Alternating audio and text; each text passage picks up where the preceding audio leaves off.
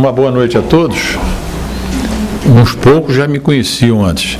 Eu vou ter dificuldade com esse microfone porque eu não gosto de ficar parado atrás de púlpito. Mas vamos dar um jeitinho nas coisas. A volta aqui, ao nosso centro, como a gente fala, para mim é muito gratificante, porque a minha passagem por aqui me deu a oportunidade de participar de mais um outro lugar, já que a gente tinha um caminho rodado, e posteriormente a volta a Brasília coincidiu com o núcleo da Cruzada dos Militares Espíritas, que é em Brasília e funciona na igreja. A nossa sessão pública é na igreja, do setor militar urbano. Isso foi uma iniciativa do já falecido general Zenildo, que foi ministro do Exército, e ele criou um espaço ecumênico. E nesse espaço ecumênico cabe a nós, 2 dias por semana, a sessão pública. Então as palestras são feitas na igreja. Depois há uma outra edificação ao lado, em que a gente faz a aplicação de passes nas terças-feiras, mas temos atividade segunda, terça, quarta, quinta, sexta, às vezes sábado. Então isso é uma atividade que nos deixa muito gratificados por poder participar dela. É um grupo pequeno, o máximo que a gente consegue são 32 médios passistas. Agora, passista não pode mais dizer, né? Aplicador de passe, porque passista lembra a escola de samba. Então, é aplicador de passe. Então, é o máximo que a gente consegue e tem muitas oportunidades de ajudar, assim como nós estamos vendo nos avisos que a Soninha deu. A Soninha é conhecida, ela estava começando, imagine, sentava na ponta da mesa, e aquela menina que fala aqui, que é Cristina o nome dela, porque eu falo em Cristina, eu me lembro de uma jovem senhora, loura de olho azul. Aí eu digo, mas que Cristina é essa que ela está falando? E na realidade é muito interessante, porque esse nosso assunto, ele foi tratado num outro núcleo em Santa Maria, no Rio Grande do Sul. Lá tem um centro, o núcleo é bastante interessante, porque eles patrocinam um asilo. São 70 idosos e 70 idosas. Então o centro patrocina isso, é um centro muito grande. Levaram 8 anos para construir, conseguiram construir, tem um salão 3 vezes esse para trás e bem mais largo. E ele me convidou para ir lá falar sobre o que eu achasse interessante. A pior coisa que tem para alguém que vai falar alguma coisa é escolher o assunto, né? Então eu disse, não, o assunto que eu achava interessante, porque ainda se fala muito na Boate Kiss, quem se lembra daquele acidente terrível que aconteceu lá, ainda se fala muito. E isso tudo vai nos dando uma possibilidade de ampliar um pouquinho o que a gente queria. Não é uma palestra, gente, é uma conversa. Porque palestra pressupõe uma série de proposições e de conclusões que nós vamos fazer um pouco diferente disso. Eu, para ser sincero, essa maquininha me dá choque. Eu não sou muito manso com essa coisinha aqui. Mas nós vamos tentar, se eu acertar o dedo, e às vezes o dedo é grande demais, também 2 ao mesmo tempo, então qualquer deslize, por favor, desculpem. O tema é esse, e faz uma ligação interessante com a Cristina, que não é a loura de olho azul, mas é a morena de cabelo escorrido, que ela tratou há pouco tempo, nas 2 últimas reuniões que eu tive aqui, os muitos chamados, poucos escolhidos, os trabalhadores da última hora, tem muito a ver com isso. E ainda faz um link com o que vem. Há falsos profetas, né? Que a gente tem que tomar muito cuidado com essa coisa toda. Falso profeta tem em qualquer religião, hein? Qualquer. Vamos ver, eu acho que é isso, vamos ver se é. Eu chamo de sequência de ideias, porque a gente diz assim, vamos seguir o seguinte sumário. Claro, se não fosse seguir aquele, para que estava mostrando, né? Então, eu gosto muito dessa coisa, fica uma coisa mais matemática. Então, nós vamos seguir isso aí. grosso modo, para que a gente tenha só porque a gente, de profissão, é muito cartesiano, né? É muito sequência, começo, meio e fim, introdução, desenvolvimento e conclusão. Isso é como se faz sempre. E essas palavras iniciais, será que essa luz aqui apaga só da frente? Não. Apaga tudo, se apagar. Não, então não, que vai dormir. Eu estou vendo o Francisco já está lá embaixo, já está dormindo logo, não é? Isso, a ideia disso aí é trazer uma coisa da lógica da vida. A gente sempre se preocupa com isso. Então, desde que a gente é gente, procura explicação. Por que eu vivi? Por que eu estou aqui? Afinal de contas, qual é a finalidade disso, né? Agora, na realidade, esse conceito vai ao encontro da lei do progresso, como está ali no segundo parágrafo. Mas isso tudo foi lembrado no momento em que a terceira revelação, quando Kardec, nos idos de metade do século XIX, trouxe uma outra forma de entender a religiosidade.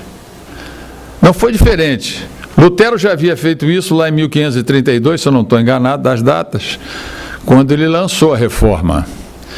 Não era contra a filosofia cristã, era contra a autoridade papal, porque o Papa era um chefe de Estado que precisava ter algumas atitudes de chefe de Estado.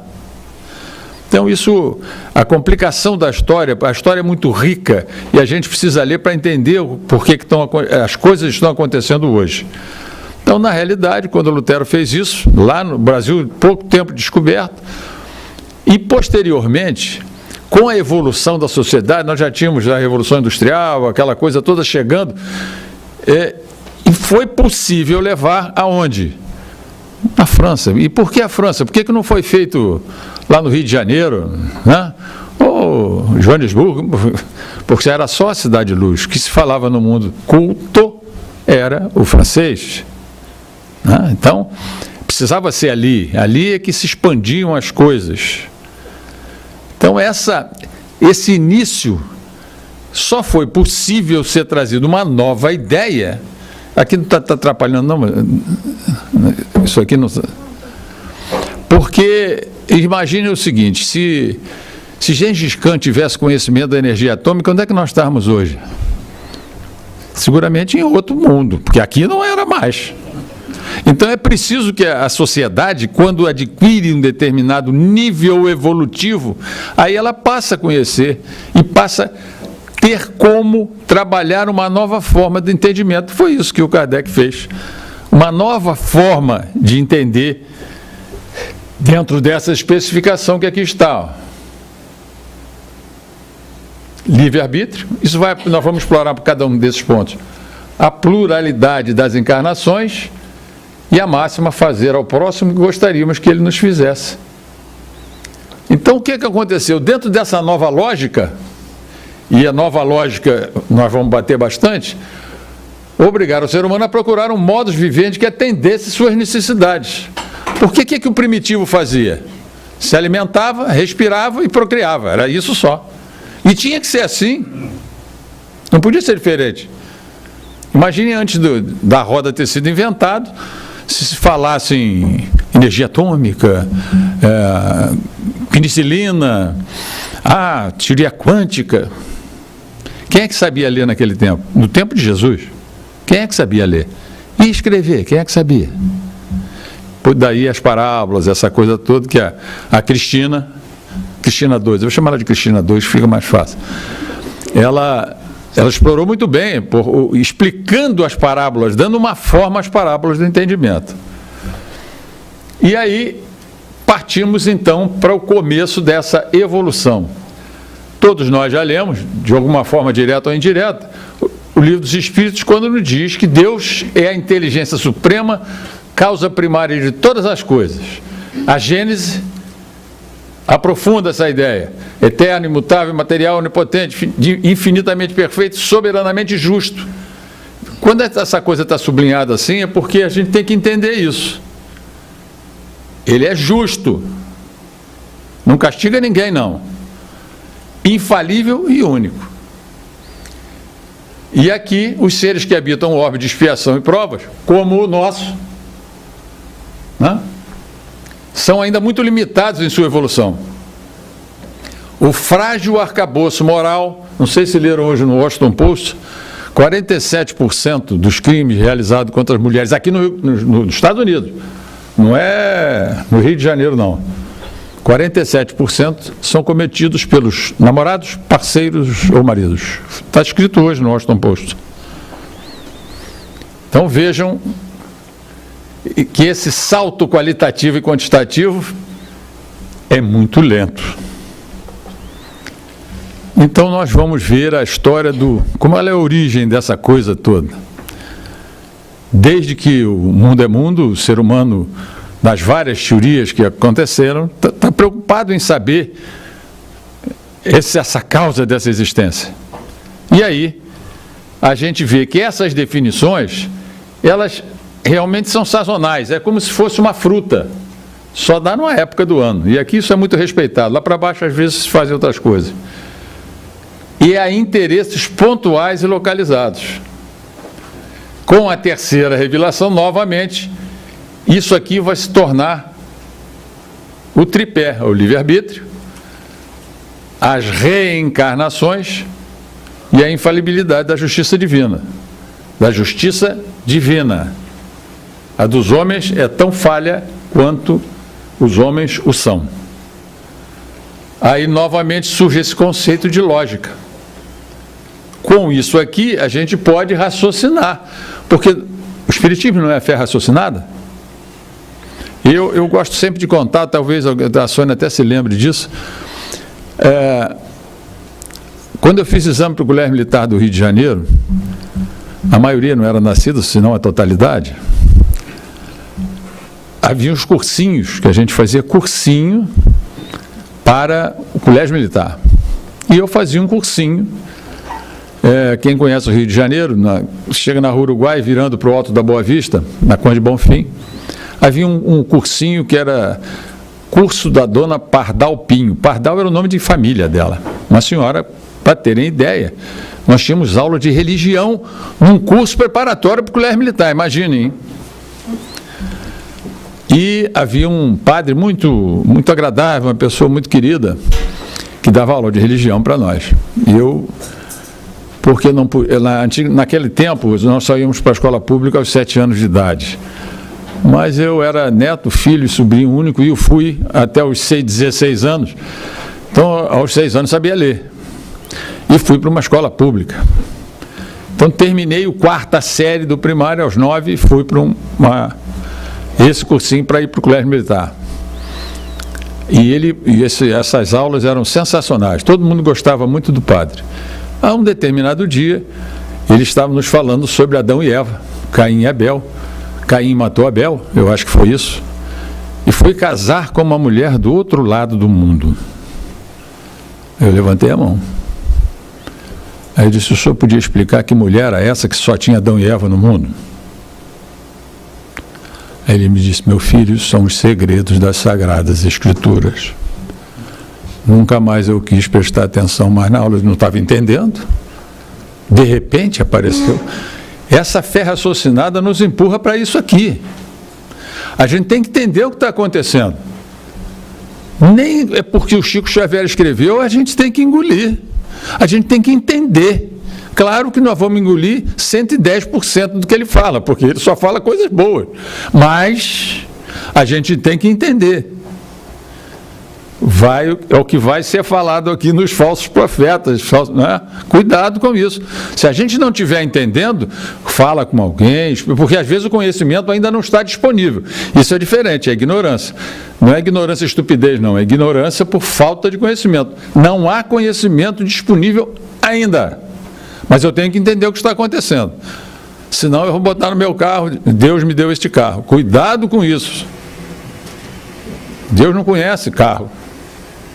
E nem vai se preocupar com isso. Nem é possível se preocupar com isso. Porque o carro é daqui, é da matéria. E aqui é uma passagem, todos nós sabemos disso. Então, essas são as origens. E vamos abordar esses pontos, o livre-arbítrio. essa é a situação desse moço aqui. E agora? Quantas vezes isso já não aconteceu com qualquer um de nós aqui, até dos pequenininhos? Eu vou pegar aquela bola ou a outra, vou comer esse doce ou outro, vou escolher essa profissão ou a outra. Mas eu tenho que ser responsável pela minha escolha. Eu tenho que ser responsabilizado pelas minhas atitudes.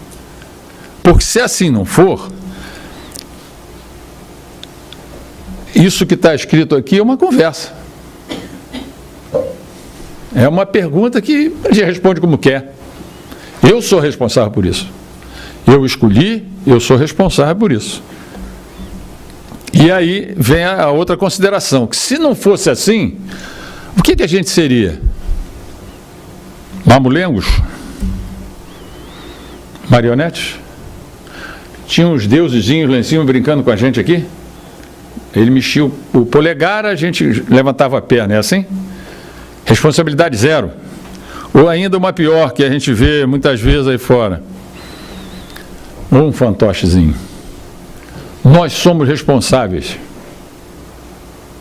Absolutamente responsáveis. Se assim não fosse, é isso aqui que está se vendo. Eu particularmente chamo isso aqui de desonestidade legal. Tem gente que precisa isso? Tem, muita gente que precisa. Mas não é o que está acontecendo, não, pelo menos na nossa terra. E outra, chegamos então a essa conclusão. Todos já ouviram falar nisso? Centenas de vezes. Mas quando a gente lê isso, a gente está lendo para a gente primeiro. Não estamos lendo para os outros, não. E isso vale para nós também. Porque é muito simples, não, as pessoas vão falar, ai, que maravilha. Vale para nós isso aqui. Eu posso plantar, mas vou colher. Então, isto é importante a gente levar, entender por que está acontecendo, a tal da fé raciocinada. E, principalmente, essas coisas que estão nas leis naturais. Porque, olha, se o orbe terrestre foi criado de um determinado jeito, com determinadas leis, que todos nós conhecemos, o homem já tem condições de ver isso, a lei da evolução, a lei do livre-arbítrio, a lei da causa e efeito, isso também não vale para os outros, não, vale para nós primeiro, hein? É que a gente tem que fazer esse tipo de coisa. E aí vem o que está em vermelho aqui, ó. Nós estamos aqui, não é para ter carro novo, um Tesla, que eu até brinquei com a Andréia, nós fomos ver o Tesla, maravilhoso, o Tesla, eu ainda até perguntei, tem SUV, agora eles não vendem só uma dúzia não, né? Eu queria uma dúzia, mas estava difícil de levar, porque não cabe na mala, aquelas coisas que a gente está brincando, né, de falar. Não foi para isso que eu vim aqui. Eu não vim aqui, nós nascemos, não foi para fazer da nossa vida bom, eu sou um grande orador, eu sou um grande poeta, eu sou um grande médico. A gente veio para evoluir o nosso espírito. Nós precisamos evoluir, porque senão a Terra não deixa de ser um mundo de expiação e provas.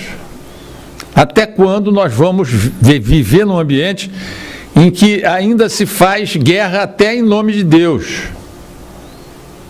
com o nome que se queira dar a Ele. Nós precisamos, nós somos a parte. O todo só se modifica se as partes se modificarem, as partes que constituem esse todo, obviamente. Então, o livre-arbítrio é a mesma coisa. Nós somos todos criados simples e ignorantes. Aqui eu novamente repito, não é estúpido não, é ignorante, falta de conhecimento. E todos têm a mesma condição. Um faz de um jeito, o outro faz do outro. E aí nós vamos fazendo a nossa caminhada, que isso vai ser explorado mais adiante. E aqui é a causa e efeito. Ora, afinal de contas, se Deus é justo, como é que nasce uma pessoa aleijada, vai passar uma vida infernal? Todos nós conhecemos casos como esse quando não os temos muito próximos. E não é justo coisa nenhuma. Quer dizer, esse é o nosso pensamento. Qual é a lógica disso? Tem que ter havido uma coisa inteligente. Tem que ter havido um processo anterior. Esse processo anterior fomos nós que fizemos aqui. e é através da reencarnação, a volta ao plano terrestre, neste ou em outro orbe, de acordo com o nosso grau de evolução, vamos resumir, equacionar, racionalizar e resolver aqueles problemas. Todos de uma vez? Absolutamente. Cada hora nós vamos fazendo alguma coisa. Mas nós temos que nos melhorar. Nós temos que fazer as coisas para, nessa direção, obtermos um processo evolutivo normal. E daí vem as vidas sucessivas, que são as reencarnações. Eu faço questão de falar na lógica, porque senão a gente começa... É a história do ler romance, que eu sempre falo, não sei se a senhora lembra disso. Eu tinha um cuidado danado, eu lia muito pouco romance espírita. Porque é um cuidado que a gente tem em trocar com o personagem. Porque as coisas acontecem mais ou menos os mesmos. Ah, eu não consigo isso, eu não consigo aquilo. Essa moça também não conseguiu. Ah, eu passei um casamento infeliz. Ah, ela também teve. Aí eu começo a trocar de lugar com o personagem. Aí é fatal. Porque cada um não existem duas pessoas no mundo que têm coisas iguais. Não tem. Sem contar digital, íris e essas coisas todas que cada vez a ciência se aprofunda mais. E dentro dessa lógica, aí aproveitamos uma frase do velho Chico Xavier. Reencarnar é recomeçar. É receber de Deus uma nova chance de reconstruir as cenas de existências passadas, nas quais, como roteiristas do filme de nossa vida, não soubemos escrever uma bela história. Isso está nesse livro, Chico Xavier, Minutos, do José Carlos de Luca. E essa aparece, então, mais uma vez, a justiça divina, como aquela que não falha. Mas se ele não falha, como é que a gente explica essas coisas que acontecem com a gente?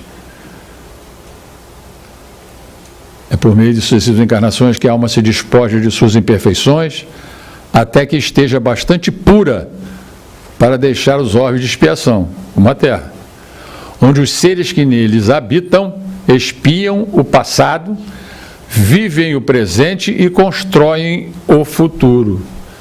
O que nós estamos fazendo aqui é isso, é resgatando o passado, vivendo. Nós temos que viver o presente. Nós temos que viver com as coisas do planeta, da Terra. Senão nós nascemos em Júpiter. Nós temos que viver as coisas. Então não adianta eu virar ermitão e ir para uma caverna. Não vou fazer mal a ninguém, mas bem também não vou. Eu não nasci para não fazer mal, eu nasci para fazer o bem. É diferente. Não é pirataria semântica isso não, jogar um verbo para lá, o outro para cá. E essa razão, a cada um conforme as suas obras. Nada mais justo do que isso. Então, ora, se uma criança nasce com uma hidrocefalia, por exemplo, o que essa criança fez? Naquela vida, nada. Ah, não, mas imaginem como é difícil a logística do nascimento. Desculpem os médicos, a Soninha é médica. Essa história de dizer que gravidez não é risco sim. É por isso que a mulher é um pouquinho mais quintessenciada, como o nome bonito, do que os homens. O homem é mais animalizado, não tem dúvida. Não estou sendo agradável nem político, nem sou candidato a nada, não. Mas a verdade é essa. Imaginem porque a mulher se propõe a emprestar o seu corpo para que um outro espírito encarne. Para fazer o quê? Para resgatar o passado, vivenciar o presente e construir o futuro. Então, isso aqui é básico. Nós vamos receber conforme as nossas obras. Por quê? Porque Deus é bom, porque é justo. E a justiça divina não falha nunca. Isso é importante que a gente tenha no momento que a gente vive, que é difícil. Para nós, todo momento é difícil. Uns menos, outros mais, mas é difícil. E aqui, vendo dentro desse aspecto da origem, Quais são os 3 pontos de apoio que levam para que a gente possa tirar conclusões? Aqueles 3 que nós já vimos: livre-arbítrio, vida sucessiva e justiça divina. O que é que leva o livre-arbítrio? A responsabilidade. Se eu escolhi, eu sou responsável. Ninguém é responsável pelos meus atos. Eu sou. A não ser que eu seja interdito, é diferente. O nível de normalidade. As vidas sucessivas compõem a lei do progresso. Eu tenho que progredir, por isso é que eu tenho vidas sucessivas. Eu tenho que me corrigir, eu tenho que melhorar. Não é eu. Os verbos conjugados na primeira pessoa normalmente conduzem a um absolutismo idiota, né? Mas a verdade é essa. Nós, ao nos melhorarmos, estamos melhorando todo. E a justiça divina nos confere a infalibilidade. Então, ela é infalível. Eu não preciso me preocupar. Quando a gente vê, não sei se a maioria conhece, já participou de trabalhos mediúnicos, que há muitos algozes e pessoas que nós prejudicamos em outras vidas, que agora cobram a dívida, né? Os médiuns que trabalham sabem disso, mas na realidade eles não estão cobrando nada não, porque não precisa cobrar. A justiça divina vai fazer a sua justiça. Então é uma perda de tempo.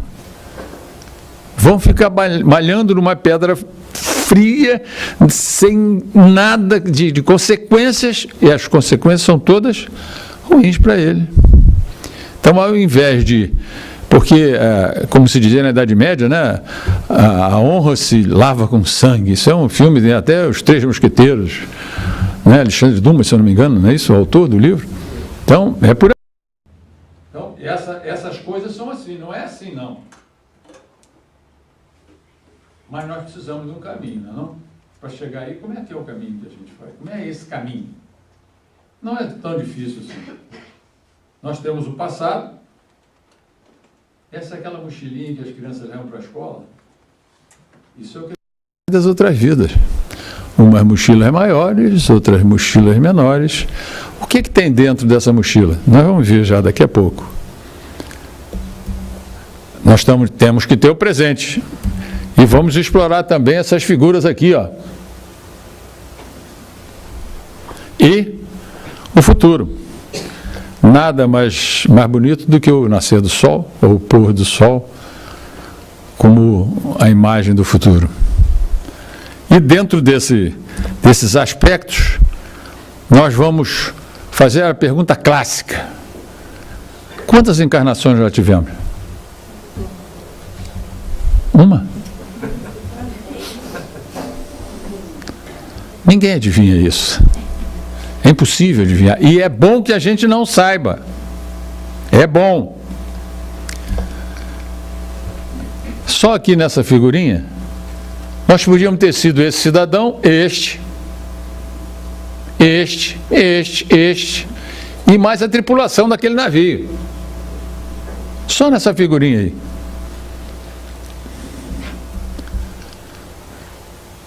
Mas nós podíamos ter sido também um tipo de clérigo qualquer. Podíamos ter sido pregador. Mas podíamos ter sido uma professora ou uma aluna. Reparem, como isso é infinita, esse tipo de coisa. A gente vai... Não, mas aqui... Isso é um pintor em Montmartre, Paris, Cidade de Luz. É um pintor. Eu posso ter sido isso? Posso. Por que não? Então vejam a complexidade da coisa, mas também, segundo o Divaldo fala, né, todos nós, em algumas encarnações, fomos reis, rainhas, duques, limpador de rua, nunca ninguém foi nada. Né? Mas na realidade, isso aqui é uma prova muito difícil. Muito, muito difícil. Mas eu posso ter sido um homem de negócios, pessoa, né, que já trabalhou. Olha aqui, isso aqui é daqui da Terra. O presidente sendo assassinado, nós podíamos ter sido esse presidente, podia, ou o assassino, ou o edecão dele, o ajudante de ordem dele, ou a esposa. Então vejam bem que essa diversidade de possibilidades nos dá um leque enorme de possibilidade de acertar e de errar. Não é? Imagine, bom, mas o presidente tinha mais chance de acertar e de errar do que o cidadão que servia café para ele. Até por ali, hein? Até por ali. Não é assim, não. E esse passado que nós falamos, quer dizer que nós só trazemos na mochila coisas ruins. É isso? A gente traz aqui vaidade, vícios, paixões, egoísmo, orgulho. Nós separamos 5 para não encher essa tela, para não ficar a tela muito cheia de ideias. É isso que a gente traz sempre? Não, mas a gente traz coisas boas também. Trabalho, perdão, podia ter só o perdão aqui, se a gente conseguisse perdoar, já era bom isso, né? Caridade, humildade, disciplina. Isso aqui não tem nada a ver com disciplina militar, não. É disciplina na vida. A vida sem disciplina é um descalabro. A gente tem que ter uma disciplina, né? Então, a gente também traz nessa mochila. É que a gente às vezes usa mais os vermelhos do que os azuis. Então isso é o passado que a gente traz. E esse passado não existem 2 iguais, não, hein? Cada um tem a sua mochilinha.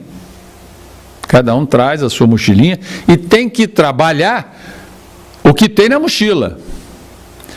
E cada vida, na próxima existência, talvez esse aqui seja menos, esse aqui seja mais, quem sabe? Mas nós temos que trabalhar nisso. Então, por que nós voltamos à Terra? Nós voltamos à Terra para corrigir esses erros. Ó. É coisa simples, né? Parece, poxa, mas é uma coisa tão normal. É. Mas a gente precisa fazer É muito difícil a gente achar que... Não, eu não sou egoísta. Quando a gente está julgando a gente, né? No travesseiro. Bom, isso é normal. No meu caso, que eu sou filho único, todo filho único é egoísta. É paparicada a vida inteira? Será? Orgulho? Não, que isso? Eu sou uma pessoa simples. Que é orgulhoso. Não. Conversa. Vaidade. Eu não, Deus me livre. É isso que eu vou ligar para esse negócio de moda, de Calvin Klein, de Louis Vuitton. Isso é uma bobagem. Né? E vícios? Vício não é só quem bebe, nem só quem usa droga, não. Tem vícios piores. Há pouco tempo nós estávamos, não sei se nós conversamos agora, mas eu vi isso, via internet, eu consulto pouco essas coisas, mas era um cidadão que fez esse curso, ele era viciado em drogas, viciado em bebida, tudo que não prestava ele tinha, e foi fazer essa operação bariátrica para diminuir. Ele disse que o pior vício para ele foi a comida. Ele conseguiu fazer tudo, se livrar das drogas, de bebida, mas a comida, ele disse que foi a coisa mais difícil. É um vício. E o vício de ser inconsequente? E o vício de ser antipático? Como a gente sabe que existem pessoas que acordam de manhã, tira o ratinho podre do bolso, cheira, chupa o limão azedo e vai trabalhar. Aí não pode dar certo. Não pode dar certo isso, né? Isso é um vício. E as pessoas, muita gente que a gente conhece, cria um biotipo para ele, né? É um biotipo. Eu sou assim. E o pior é que diz assim, eu estou muito velho para mudar. Isso é uma perda de tempo fabulosa. Porque a gente está mudando a todo instante. E estamos sempre melhor. Amanhã vamos ser melhor um pouquinho do que hoje. E se não formos, estamos parando, estamos estagnando. Voltar a gente não volta porque a lei do progresso não deixa. Se eu voltei é porque eu não tinha conquistado aquela posição, né? E as paixões, então, nem se fala. Paixões de todo tipo. Nessas paixões rocambolescas da Idade Média, nada disso. São paixões que as pessoas se apaixonam por coisas e pensamentos e ideias que não resistem ao menor raciocínio lógico. Nós vivemos isso há pouco tempo lá na nossa terra. Então, é complicado. Não é aqui, é aqui. Agora, voltamos. Ih, voltei demais.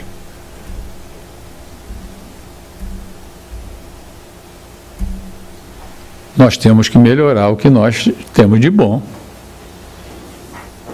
Então, eu tenho, há muito tempo atrás, trabalhei nessa ideia, e a gente fazia um quadro, fazia um código de barras, né?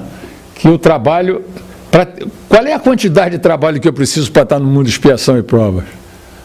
É aquele raciocínio cartesiano que a gente leva sempre para procurar dar dimensão às coisas, né? Então, se eu tenho eu acho o trabalho uma coisa importante, não é trabalho e emprego, hein? É trabalho. Vai ser só trabalho, pode ter certeza disso. Humildade, isso é importante. É a história do gasofilácio, lembra? Do gasofilácio, eu sei essa história até porque eu achei o nome tão interessante, que eu fui descobrir o que era gasofilácio, eu não sabia, né? Então, para quem não sabe, é onde se jogavam as moedas, lá no tempo de Cristo. Aí jogava para fazer barulho, para todo mundo ver que eu estava jogando. Disciplina, novamente. Caridade. Isso são as máximas das igrejas, né? Fora da igreja não há salvação, né? Dito pelos nossos irmãos católicos. Por falar em católico, eu comentei ontem essas vidas. Vocês sabem quantas divisões de catolicismo tem no mundo? Catolicismo. Porque não se fala aí fora de católico, protestante, espírita, não, é cristão. Mas sabem quantas divisões tem? Por quem é que me deu essa informação? Nós tivemos em Israel há uns 2 anos, quanto mais tempo, né? E o nosso guia, que era claro que ele era do Mossad, né? Mas ele era um Mossad, para quem não sabe o que é o Serviço Secreto Israelense. Ele tinha sido cônsul em São Paulo e acompanhou a gente, a visita era oficial. E ele já tinha um doutorado em islamismo, o outro em judaísmo, e estava terminando um doutorado em cristianismo. E ele que me deu essa informação. Tem mais de 300 divisões na Igreja Católica. E na Igreja Protestante, nos que a gente chama de protestantes, 3.000 e poucas. Isso é errado? Não. Por quê? São como as parábolas. Se a ideia do novo pastor ou do novo clérigo, o que for, há pouco tempo apareceu até uma reportagem de Jerusalém, uma briga entre 2 facções, tem que ser facção, católicas, porque queriam limpar o determinado local, que era sagrado, e uma já estava limpando, o outro chegou com vassoura para limpar, resultado, briga na geral. Estavam trocando vassouradas porque, né? Vejam bem, isso todos eram clérigos. E finalmente esse perdão aqui, esse perdão é uma chance, é a coisa mais difícil que a gente tem para fazer, né? A gente tem frases famosas, não, esquecer eu posso, mas perdoar jamais. Perdão é coisa divina, eu não posso perdoar. Eu não tenho, não, vou deixar para a próxima. Na próxima encarnação, espírita, hein? Próxima encarnação eu perdoo, mas agora está difícil. E realmente as circunstâncias são difíceis, porque nós somos ainda muito matéria. A gente vive matéria pura. Nós estamos 70% para 30%, gente, no mundo de expiação e prova. É claro que não é 70 nem 69,999. É um número geral, é muito maior que nós temos de matéria do que nós temos de espírito. E temos o presente. Olha aquele quadrinho. Não adianta remexer, não adianta sacudir, porque é isso aí. Costuma-se dizer que algumas coisas não, a maioria das coisas a gente planeja para a vida da gente. Então, o país que eu vou nascer, o que é melhor para mim nesse planejamento, o que é melhor para eu corrigir, potencializar aquela parte azul do lado de cá e combater as vermelhas do lado de lá no quadro anterior. Então, a profissão que eu vou escolher, porque eu não posso ser jogador de futebol, até pode hoje, mas se eu não tiver as pernas, como é que eu vou fazer determinadas coisas que me obrigam a ter uma determinada qualidade física que eu não posso ter? Aí que eu comecei a falar na logística e não terminei. Imagine o seguinte, o trabalho que não teve o seu Kim e a dona Gilda, anteriormente sendo os meus pais, para que eu nascesse e tivesse as condições físicas que tenho hoje. Imagine. Eles tinham que ter condições orgânicas para gerar alguém que tivesse as condições para cumprir o que eu vim cumprir dessa vez. Quando eu digo eu, vale para todo mundo aqui. Por isso é que a gente, quando se fala respeitar pai e mãe, isso não é respeitar só por respeitar, não. É porque nós devemos muito mesmo. Todos nós. O que se deve aos pais é uma coisa, bom, mas meu pai era horrível, minha mãe terrível, tá bem. Mas a logística para eu nascer não é uma coisa, não, foi assim, foi assim. Não é isso. E vai para trás, e os avós, né? Imaginem. Por isso que os laços familiares são muito fortes, e muito grandes, e muito sólidos. Então eu podia ter qualquer profissão dessas que está aqui, ou outras. Aqui nós colocamos algumas, aqui 4, 8, 12, 15, por aí. Isso aqui vai nos dar ferramenta, que vai aparecer daqui a pouco. E o presente, como fazer? Simples, olha as fórmulas. Todo mundo sabe disso. Não há ninguém que nunca tenha escutado falar nisso. Por que a gente aumenta o conhecimento? Quer dizer, quem tem doutorado, um mestrado duplo ou um pós-doutorado é o rei da cocada preta. Negativo. Há pessoas que não têm nada disso e são muito boas. Mas, quando a gente aumenta o conhecimento, a gente tem mais chance de compreender melhor as coisas que estão acontecendo ou vão acontecer. Esse é o problema. Já se faz muito praticar a fraternidade. E eu confesso que quando a Soninha comentou aqui que havia crianças aqui que não tinham o que comer no final de semana, eu digo, mas eu acho que eu tomei o avião errado. Então vejam a realidade do que está acontecendo, por exemplo, na Venezuela. Vejam o que está acontecendo lá, no nosso quintal. Por que está acontecendo? Cada um tem o seu juízo de valor. Talvez um karma coletivo. Por falar nisso, foi o que aconteceu nessa boate Kiss, não sei se já leram alguns livros sobre comentários sobre isso, né? Que nenhuma das pessoas que morreu ali, morreu queimada. Todas morreram por asfixia. Grande maioria descendentes de alemães que tinham participado dos campos de extermínio judeus. Isso foi, aconteceu agora nessa reunião que nós fomos lá, já depoimentos de várias pessoas, claro, vários jovens dizendo que não, isso aqui nós precisávamos resgatar, mas imaginem como é difícil reunir todo mundo nas mesmas condições para fazer isso. Imaginem.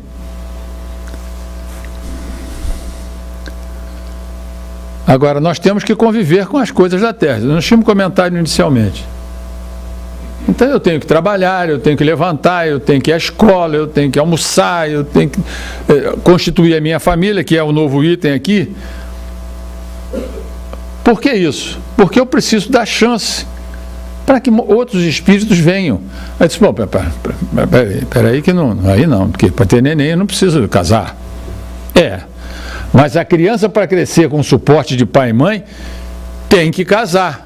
Porque dá casar, quando eu digo, o casamento é muito mais de coração do que outra coisa qualquer. Porque aquela história de que... vejam bem como é a validade do conceito. O que Deus uniu, o homem não pode destruir, não pode desunir. Isso tem escrito, né? Tem razão isso? Toda razão. Só que às vezes não é Deus que uniu, né? Isso às vezes acontece. Porque até nesse sacramento do casamento, os oficiantes do sacramento são os noivos. Um diácono pode fazer um casamento. Então, mas isso é fundamental. A família é a célula máter de qualquer sociedade. Na hora que não tiver mais família, e é o que está se pretendendo em alguns lugares, não tem como ter aquela sustentação. A criança precisa falar com quem? Eu estou numa dificuldade, vou falar com quem? Vou falar com minha mãe, vou falar com um moleque ali que tem uma ideia completamente errada. E a minha mãe não vai querer o meu mal nunca, nem minha mãe, nem meu pai. Esse detalhe é muito importante. E aí vem o futuro. Esse menino, o Brasil está aqui, né? Isso aqui é a África, está imprensada aqui. E as religiões vêm como ferramentas. Religião não resolve o problema de ninguém. Ela nos dá ferramentas para resolver os nossos problemas. Então, quem se adequa melhor a um determinado tipo de conceito, frequente aquele conceito, veja, tal. Não fazer o que o Dark está falando aqui, mas sim o que o Espiritismo diz. Por isso é a fé raciocinada, é a lógica. Então, as religiões são as grandes ferramentas para a gente conseguir aquilo que a gente pretende. Soninha, daqui a pouco você me xinga, diz assim, está na hora de parar. E aqui começa, por que lá no começo, lembra evolução e gratidão? Por que a gratidão? Todo mundo já escutou falar nisso também. Gratidão é o ato de reconhecimento de uma pessoa por alguém que lhe prestou um benefício, um auxílio, um favor. Em um sentido mais amplo, pode ser explicada como também como reconhecimento pelas situações e dádivas que a vida lhe proporcionou e ainda proporciona. Eu gosto de definir as coisas, porque hoje em dia está em moda isso, né? Depois da história de presidenta, de não sei o quê, e gênero, a gente daqui a pouco está dizendo, cadeira não é uma coisa que é feita para a gente sentar, cadeira é para comer com feijão. Porque cada um define as coisas e vira moda aquilo, né? Então, as definições são boas para a gente falar a mesma linguagem, senão não adianta. E aqui aparecem algumas definições diferentes. É o reconhecimento afetuoso no benefício que você recebe. A gratidão é a memória do coração. Eu acho essa muito bonita. O que o Chico disse, não cobres tributos de gratidão. A gente, para ser grato, não precisa que alguém nos ajude, né? A gratidão é a virtude das almas nobres, Esopo. Faz algum tempinho que ele falou isso, né? A gratidão é o único tesouro dos humildes, Shakespeare. Perdão para quem te fez chorar e gratidão para quem te fez sorrir. São algumas frases que se levantou para que a gente entenda esse sentido da gratidão. Mas tem algumas coisas interessantes. Com raras exceções, nós entendemos que a gratidão só cabe quando recebemos alguma coisa que nos agradou. Essa é uma prática usual e compreensível para um orbe de expiação e provas. É difícil que agradeçamos por um filho ou filha não conseguir entrar na universidade, não conseguir emprego, não casar com a pessoa que gostaríamos que casasse, nem pensar em agradecer pela doença, pelos infortúnios, pelas injustiças, entre aspas, que sofremos, pelo chefe despreparado, pelo vizinho barulhento e inconveniente, enfim, por todo aquilo que nos incomoda. Mas quem causou tudo isso? Foram eles ou fomos nós? Então, são coisas que acontecem no dia a dia da gente. Aí vamos pensar, bom, por que as nossas 3 meninas foram nossas filhas, não foram do vizinho? Por que nasceram aqui, como fez a Andréia quando chegou aqui, desceu do avião e disse, eu vou ficar aqui, pai, não volto. Nunca tinha vindo nos Estados Unidos. Pronto. E aí? Será que as coisas... Então, são coisas que acontecem conosco. E eu vou contar uma historinha rapidinha. Me cutuca, porque senão a gente vai batendo papo. O Colombo está aí, ele sabe dessa história. Não sabe da história, mas conhece o conteúdo. Todos nós, pelo menos... É comum que isso aconteça, que a gente queira chegar ao auge da carreira que cada um escolheu, né?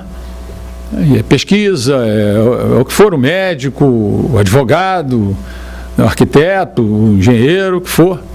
E no meu caso, era chegar ao final da carreira, com a ajuda divina eu cheguei. Tudo bem, 47 anos também para chegar, né? Então, o que ocorre com isso? Um dos itens obrigatórios para se chegar ao auge da carreira, ao final da carreira, que é o generalato, é fazer a escola de comando de Estado-Maior. Hoje em dia tem um ou outro que sai, mas é por outra linha. Eu fiz 3 exames para a escola de comando de Estado-Maior. E no terceiro foi quando eu passei, obviamente, nas piores condições que possam imaginar. Eu era subcomandante lá no Rio Grande do Sul. O comandante morreu num acidente, ele e a esposa dele. Ele errou uma ponte, caiu num barranco, o vidro saiu, degolou a senhora e ele morreu 11 dias depois. Nessas condições, eu fiz exame para a Escola de Comando de Estado-Maior e passei. Imagine, se eu tivesse passado no primeiro concurso, a minha vida seria totalmente diferente. Totalmente diferente. Seguramente eu não teria sido promovido, não teria vindo para o exterior, porque naquele tempo não se vinha para o exterior com tanta facilidade assim não. Então, a vida tem o seu timing. A gente fica preocupado, meu filho tirou 9,8, mas essa professora não presta. 9,8. Quando a gente tirava 7 no colégio militar, levantava as mãos para o céu. Mas hoje em dia não pode reprovar, porque os meus filhos são os melhores do mundo, as minhas netas, então nem se fala. Né? São as melhores, uma maravilha. Então a gente precisa ter esse timing da vida. O timing, a gente procura as decisões, procura as coisas para fazer, mas temos que fazer a nossa parte, vendo sempre essas coisas que acontecem. Ó. E quando a gente diz aqui, quem causou tudo isso foram eles ou fomos nós? Olha, mas pera um instantinho, Deus não é justo? Como é que eu estou passando por isso aí? Tem que ter uma razão. Ou desta vida, ou de outra. A gente tem que lembrar disso. Não pode deixar de lembrar disso. E, finalmente, quase finalmente, está a gratidão aqui. A resposta da gratidão é simples, mas é de cada um. Então, se a gente fizesse a mesma pergunta, existia um exercício que se fazia lá na Escola de Comando de Estado-Maior, chegava alguém na porta assim e dizia para o Francisco, que é o último lá embaixo, recadinho, falava uma coisa qualquer, o primeiro tem que dizer depois o segundo, depois o terceiro. E ele passava para a direita e ia passando até chegar no primeiro. Aqui chegava totalmente diferente o que ele tinha falado lá. Mas isso aí foi feito algumas vezes. E o nível é todo alto, porque quem está fazendo aquilo ali, né? Aquilo é um doutorado na área de defesa. Então, a resposta é simples, mas é de cada um. Basta que nos lembremos daquele triplo apoio que a doutrina espírita nos brindou a partir da segunda metade do século XIX. Já falamos. Vamos ver de novo. O livre-arbítrio, a pluralidade das encarnações e a justiça divina. Quando acontece isso, vamos nos lembrar que é isso aí que está por trás de nós. E devemos nos lembrar sempre dessas máximas crísticas. Talvez crísticas seja neologismo, mas pode. Deus é a inteligência suprema, causa primária de todas as coisas, livro dos espíritos. Não fazer aos outros que não gostaria que eles te fizessem. Esse aqui está em gauchês, né? Quando se chama de tu, é porque é gaúcho. Ama a Deus sobre todas as coisas e até o próximo como a ti mesmo. O plantio é livre, mas a colheita é obrigatória. Isso é uma coisa que tem que ser massificada. Massificada. Plantou, vai colher. Não precisa plantar, mas plantar. E essas são as conclusões, e tem um acróstico no final. Nós somos os protagonistas de nossa passagem pelo orbe terrestre. Nós somos o mocinho, somos o bandido da nossa existência. Nós somos os protagonistas. Não é ninguém, não. Isso aqui a gente diz, não acontece, até nas escrituras, não cai uma folha sem que seja pela vontade de Deus, é verdade. Agora, se eu pegar esse microfone e quebrar, é Deus que quer? Não, eu que sou responsável. Vejam bem a diferença das coisas que a gente precisa lembrar sempre. O tempo é o senhor da razão, é aquela historinha do exame. E tudo acontece num instante aprazado. A dona Gisele, que está ali escrevendo, levou 7 anos para nascer. Nasceu quando tinha que nascer. E não foi que se evitasse nem coisa nenhuma. A mãe foi a mesma coisa, eu não tive irmãos. A mãe jurava de pé junto que nunca... Bom, também naquele tempo ia se evitar o quê? Só que ia fazer como? Não era isso. Então não tinha... É tudo no seu tempo. A gente tem que saber isso. Há um caso interessante de uma... Hoje em dia esse rapaz, ele está indo para ser o comandante da SM, você viu aqui. Hoje é general de brigada, um garoto novo, e era casado com uma major do quadro complementar, e os dois no segundo casamento. E ela não tinha conseguido ter criança.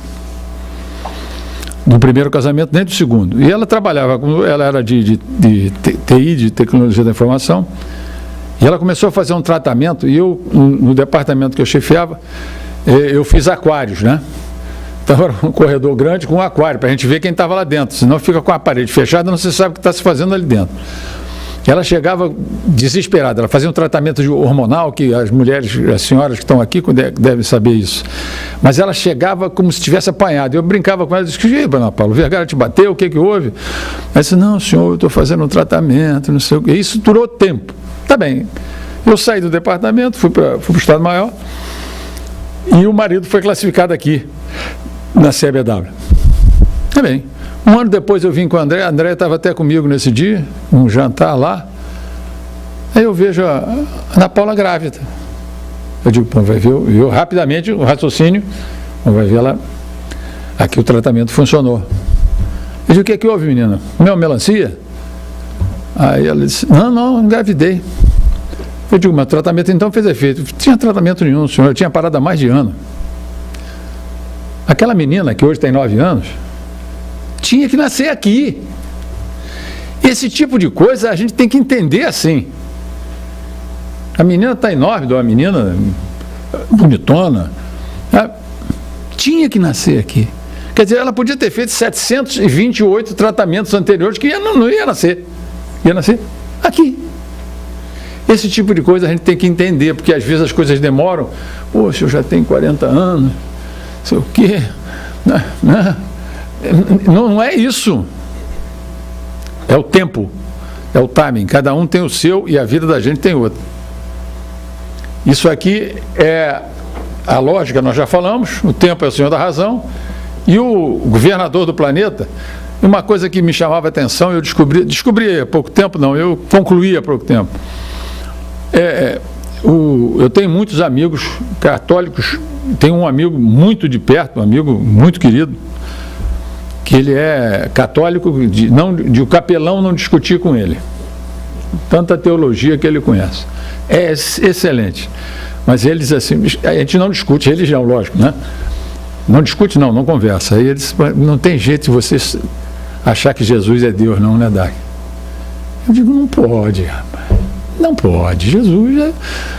E eu custei a entender por que dessa insistência. Foi o espírito mais elevado que já veio à Terra. Então é natural que a perfeição dele induza esse tipo de raciocínio. É natural isso. E não, esse pessoal está querendo, não está querendo nada, é fácil entender isso. Então é preciso que a gente tenha boa vontade e queira entender, né? O Pai Nosso fala disso, né? Santa Maria, Mãe de Deus. Aí, mas espera aí, Mãe de Deus, como é que pode ser Mãe de Deus? Tinha que estar antes de... A gente começa a lucubrar essas coisas, né? Então, mas isso é na realidade, mas é viável isso por causa dessas circunstâncias. E nós temos que ser isso aqui, gente.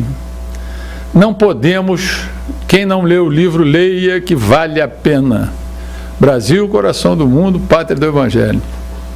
Vale a pena. Eu tenho palestra pronta disso, mas está... Não sei nem que file que está na minha vida ou está em pendrive, mas está. Então isso é muito interessante. Tem que ser.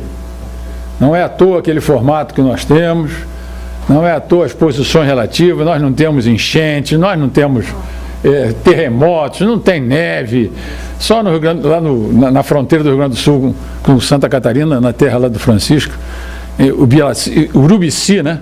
Urubici, ali neva às vezes, mas é uma nevezinha, né? Mas venta muito, E isso aqui é um acróstico que seguramente, isso aqui tem uma licenciatura poética que aqui é um tio, né?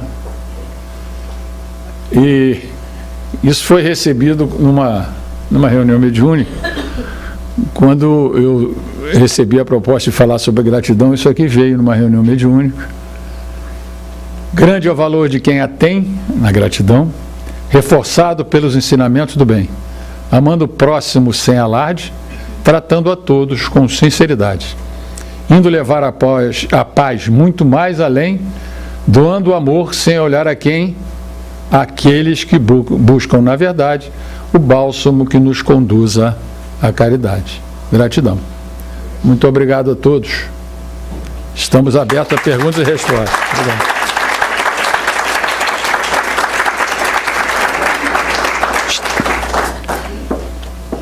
Se alguém tiver alguma pergunta, responde. Alguém tem alguma pergunta? Se eu souber, ou senão a André responde, porque ela mora aqui. Eu teria, Soniato. Eu sempre tenho. Né? Primeiramente, muito obrigada. Né?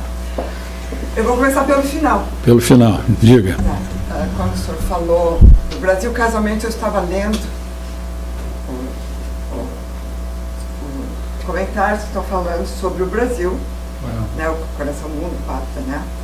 Que o Brasil, então, no caso, foi até uma pessoa espírita que fez esse comentário, que o Brasil vai acolher muitas pessoas de outros países em determinadas regiões do Brasil, mas como eu não estudei muito a respeito disso, foi só semana passada que eu vi esses pequenos detalhes. O senhor teria alguma informação dentro da nossa doutrina? Se já foi informado alguma coisa nesse sentido? No sentido que vai, como o senhor falou, no Brasil não tem as catástrofes que tem aqui em outros países. Então até utilizaram, porque eu sou gaúcha, que o Rio Grande do Sul seria um dos mais beneficiados, no caso, que ficaria mais a população brasileira. Mas como existem falsos profetas, falsos comunicados, então eu não sei se dentro já foi dado algumas informações a mais sobre a esse respeito. A gente tem que ver as características brasileiras, né? Todos os países do mundo sobreviveram, evoluíram à custa da imigração. Não há dúvida disso. Todos. Bom, então, o que acontece? Essa circunstância, que eu acho que a gente tem que voltar um pouco na história, como está acontecendo, o Emmanuel Macron já perdeu a popularidade toda que tem, foi eleito, né, com uma popularidade enorme na França. Eu acompanho isso porque a minha atividade hoje é ligada a relações exteriores e à defesa. Então, na França está com um problema seríssimo, como tem na Inglaterra também. A Inglaterra é o país hoje do mundo que tem mais mesquitas. E o problema da imigração hoje é diferente desse aspecto que a senhora falou, porque o Brasil também foi, o sul do Brasil é diferente. A senhora é gaúcha de que lugar? Caxias do Sul. Caxias, então é gaúcha, porque quem nasce em Porto Alegre não é gaúcho. Quem nasce em Porto Alegre é porto-alegrense, é outra coisa. Então, Caxias do Sul tem muito bons amigos lá. Dono da Agrale, não sei se a senhora conhece. A Agrale é uma empresa muito grande lá. E servi muitos anos lá. Então, o que acontece? A alma brasileira, ela não quis até criar alguns apologistas dessa teoria da raça brasileira. Porque o que acontece? O sul todo do Brasil teve muita imigração, alemão, italiano. A cidade que eu comandei, que é Ijuí, no noroeste do estado, comandei como coronel, né?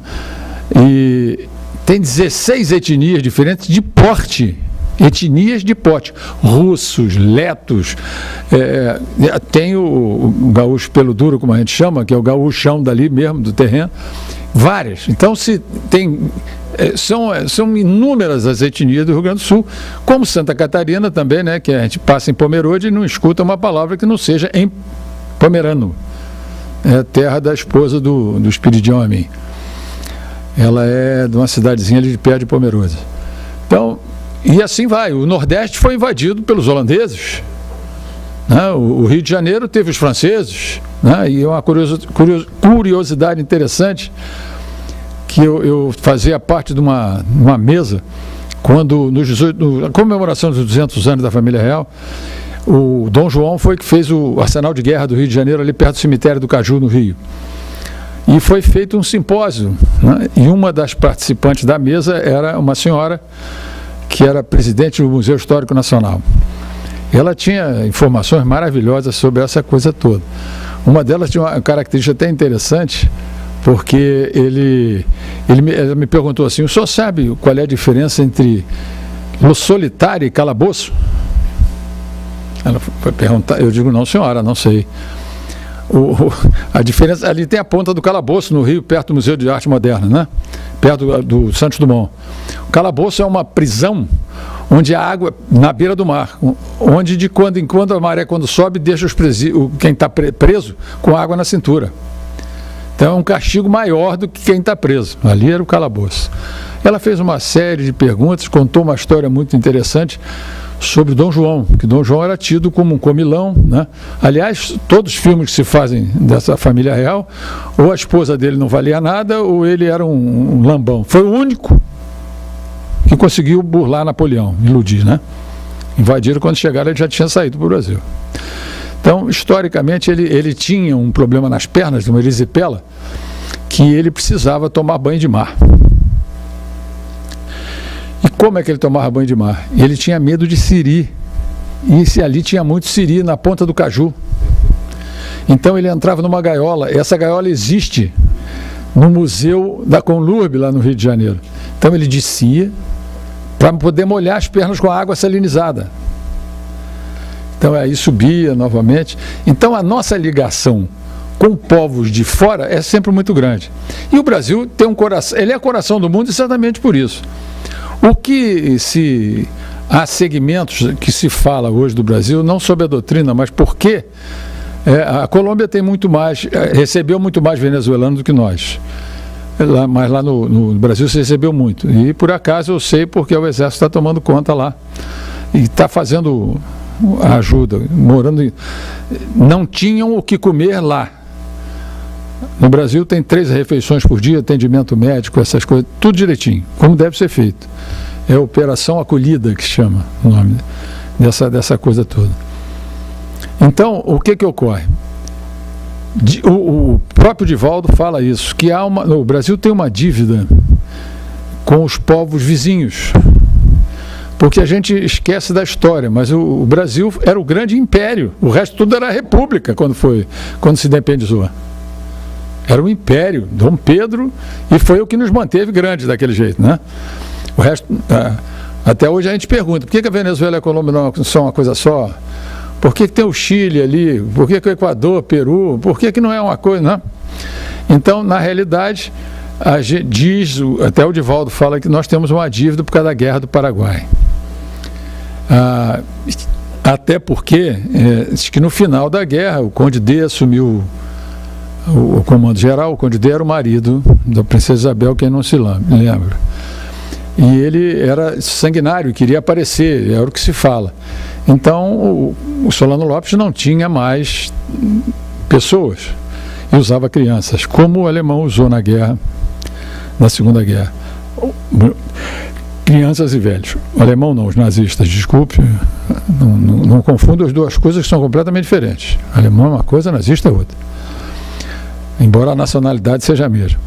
Então, e foi muita gente maltratada. O próprio Solano Lopes, né, também foi sentenciado assim. Então isso nos causa vamos dizer assim, um karma coletivo. E outra coisa, essa senhora, essa presidente do Museu Histórico Nacional, contou uma história. O senhor sabe por que houve a segunda invasão francesa no Rio de Janeiro? Não, senhora. Porque todos os prisioneiros franceses foram assassinados na prisão. Então eles vieram, isso era um revenge, uma vingança, né? E para quem conhece o Rio, a invasão foi mantida ali perto do Largo da Segunda-feira, lá em cima da Aquilobo com a São Francisco Xavier. E ali foi que ali chamava-se Engenho Velho. Tinha um engenho novo e um engenho velho. Então há muito karma para se... E o carioca somou a esse karma a irreverência. Posso falar porque fui criado lá, só não nasci no Rio porque minha mãe foi para São Paulo para eu nascer porque não tinha penicilina no meio da guerra. Então, a irreverência carioca às vezes exagera. Carioca é o estado da Guanabara. Essa história de Campos, não sei o quê, né? Aquilo é outra coisa, Papa Goiaba. Carioca é estado da Guanabara, é outra coisa. Então, essas somatórios vai nos obrigar a fazer, obrigar no sentido mais amplo, porque isso faz parte do nosso know-how. A gente é absolutamente dependente disso, dos imigrantes que aqui vieram, né? Meus pais eram, minha mãe não, mas meu pai e meus 4 avós eram portugueses. Nós temos a cidadania agora em função disso. Então, é alguma coisa que a gente tem que olhar com calma, porque a gente também não pode ser um Dom Quixote, né? Resolver os problemas que o seu Maduro, que já deixou de ser maduro para ser podre, passou de maduro, não consegue resolver, e isso aí nós estamos e vamos resolver e ajudar, e ninguém faz nenhum tipo de discriminação. Agora, isso tem custo, e o custo é que se coloque aqui e tira ali, é jogo de soma zero. O dinheiro é esse, se divide para cá, divide para lá, e nós temos problemas internos que precisam ser levados em conta. É isso. Diga aí, Colombo. Só para contribuir, hoje o Brasil abriga 3 vezes mais libaneses do que o Líbano. Por uma das últimas migrações mais grandes, maiores que tiveram no país foram os libaneses. Colombo é coronel, está fazendo curso aqui na NDU, então conhece o assunto. Mais alguma coisa? Quando a gente diz quando não tem pergunta é ótimo, ou entenderam tudo, não entenderam absolutamente nada. Então, mais ordem, pode perguntar qualquer coisa, até fora da doutrina, que se eu puder. Então, mais ordem. Sim, não precisa levantar não, que eu estou vendo.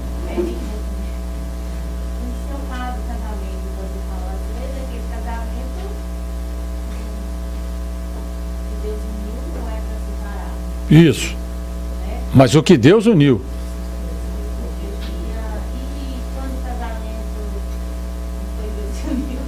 Pois é. Não, eu acho o seguinte, ninguém é obrigado a acertar. Por isso que a gente tem que fazer, no meu caso, né? Não é porque a Leila está aqui, mas nós estamos casados há 51 anos. Né?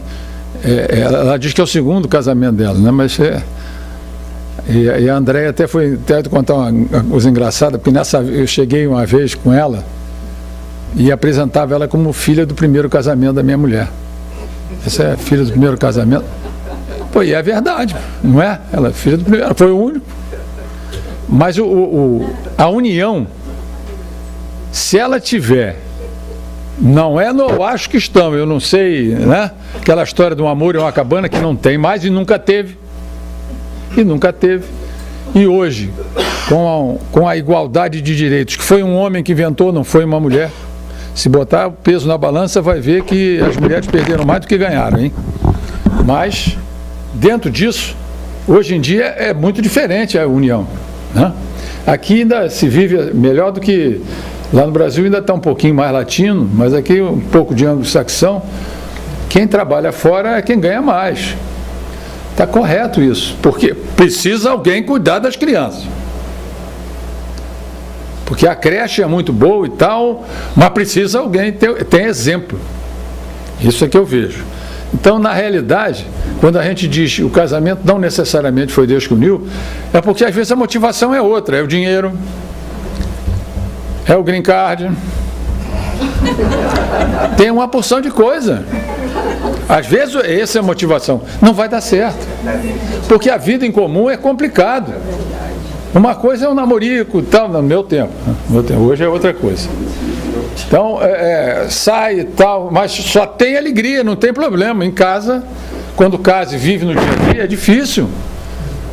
Sempre acontece uma coisa, um fica doente, o outro também, agora mamãe, papai, vovó, titia, meus irmãos.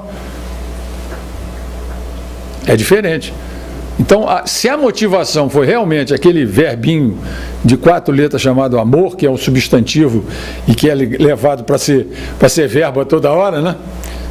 Se tiver esse sentimento, aí é uma coisa diferente. Se não tiver isso, for só entusiasmo, o Roberto Redford naquele tempo, 30 anos atrás, Tom Cruise, oh meu Deus do céu, né? Então, tá bem, se foi só isso, isso vai acabar, porque o amor transcende a vida, mas a vida material acaba, a espiritual não, e ele passa para o lado de lá. É tão bonito a gente ver essas coisas que a gente vê mensagem, né? De casal, de pai, de mãe, de filho. Quantas mães a gente já teve? Quantos pais a gente já teve? Quantas esposas, quantos maridos? Quantos filhos, quantos irmãos? O amor transcende a vida. Por isso é que ele tem que ser quando Deus determina, ou quando Deus é o melhor para a minha vida, né? A gente costuma dizer que atrás de um homem vem sempre uma grande mulher. Não é isso. É que os dois tem que formar um todo homogêneo. Agora, há determinadas pessoas que não mostram de prima o que está acontecendo. E falha de caráter é difícil de você. Não é falha de caráter, não é só traição. Falha de caráter são outros valores. Aí, sinto muito, mas não dá para ficar. Agora, a goela está cada vez mais estreita, né? Ninguém está querendo engolir sapo, não. Então, era diferente, porque a mulher era quase uma mercadoria, como ainda é em alguns lugares do mundo, né? Quando nós fomos de Israel nessa viagem, a Leila resolveu andar no camelo. Ela nunca tinha montado a cavalo. Eu digo, você aperta a perna, porque senão tu vai sair do troço, vai cair. Aperta a perna, porque quando a gente monta tem que, né, selar a perna. Então, enquanto ela estava dando uma voltinha no camelo, eu perguntei ao dono do camelo como é que ele é, como é que estava a vida familiar e tal. Ele disse, não, as minhas esposas estão bem. Aí, árabe. Eu disse, esposa? Ele disse, eu tenho 4, é o que a lei permite. Eu digo, onde é que elas moram? Cada um no lugar? Não, moram todos na mesma casa. As casas lá são assim, é uma escada, um andar para cada um. Eu digo, elas não brigam? Mulher briga sem ser meu marido? Imagina, brincando com ele disse, não, obedece. Eu digo, como é que é isso? Eu mando ficar quieta, se não ficar, apanha. Eu digo, mas nós estamos no século 21, a mulher apanha. E foi agora isso, gente, agora. 2 ou 3 anos atrás. Então vejam bem que essa coisa, e antigamente era assim, a moça se casava muito nova. Por que ela se casava muito nova? Porque era a segurança para ela. Porque senão ela ia ser o quê? Não podia ser nada. Mulher começou a votar no Brasil em 1930. Como é que ia fazer? Então essas coisas são todas muito relativas, né? Como dizia o conselheiro Acácio, né? Uma coisa é uma coisa, outra coisa é outra coisa. Vamos lá. Acho que acabou.